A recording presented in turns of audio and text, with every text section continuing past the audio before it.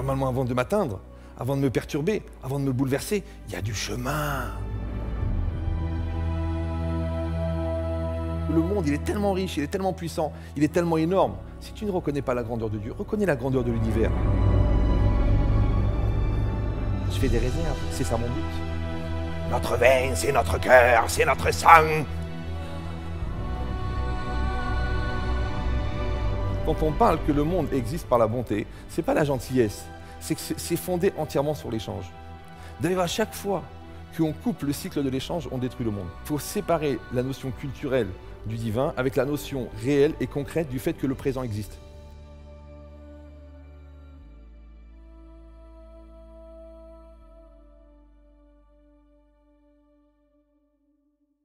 Pourquoi est-ce que quand on mange une pomme, ça nous nourrit, et quand on mange une chambre à air, ça ne nous nourrit pas?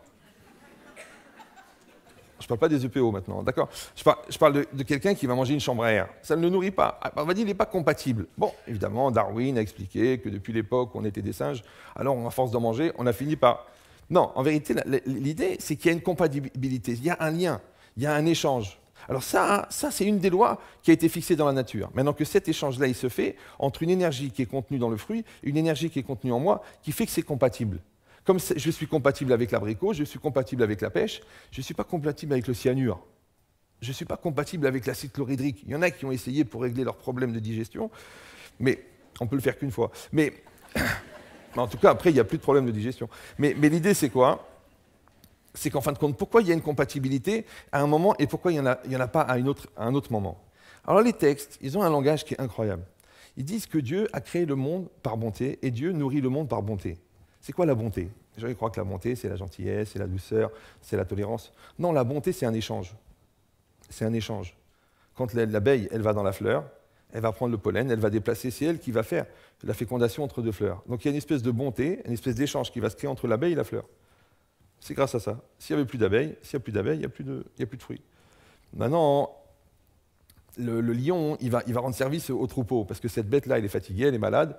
Alors, c'est lui qui va manger cette bête-là, mais il a mangé cette antilope. Maintenant, il va laisser le cadavre de l'antilope. Maintenant, la hyène, elle va finir de manger le cadavre de l'antilope. Donc, elle va manger les restes du lion. Donc, le lion a fait une bonté, a eu un échange avec l'antilope. Après, le vautour, il va manger les restes de la hyène. Après, la fourmi, elle va manger les restes du vautour. Après, les os, ils vont tomber en poussière, ils vont faire des sels minéraux dans la terre. Ils font un échange avec la terre. Après, la terre, elle va aller dans l'herbe. L'herbe, elle va aller dans l'antilope.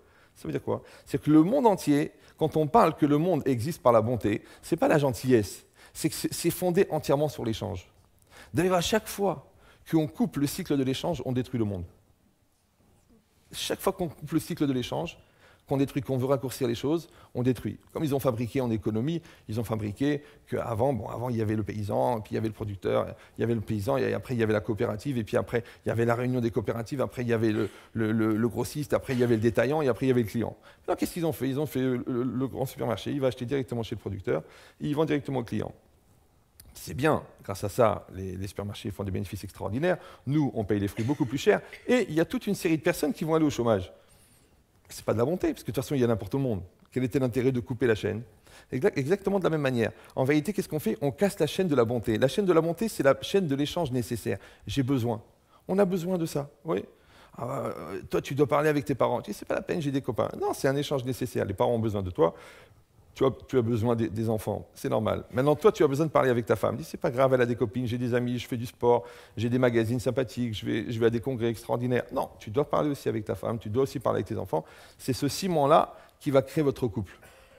Tu dois parler avec des amis, tu dois avoir une vie sociable. Tu dis non, je suis très pris par mon travail, heureusement que j'ai mes cachets. Non, tu dois avoir une vie sociable, tu dois t'arrêter, tu dois parler, tu dois avoir des rapports simples avec des gens, tu dois avoir un échange. C'est normal, toi, tu as besoin de toi, il a besoin de lui.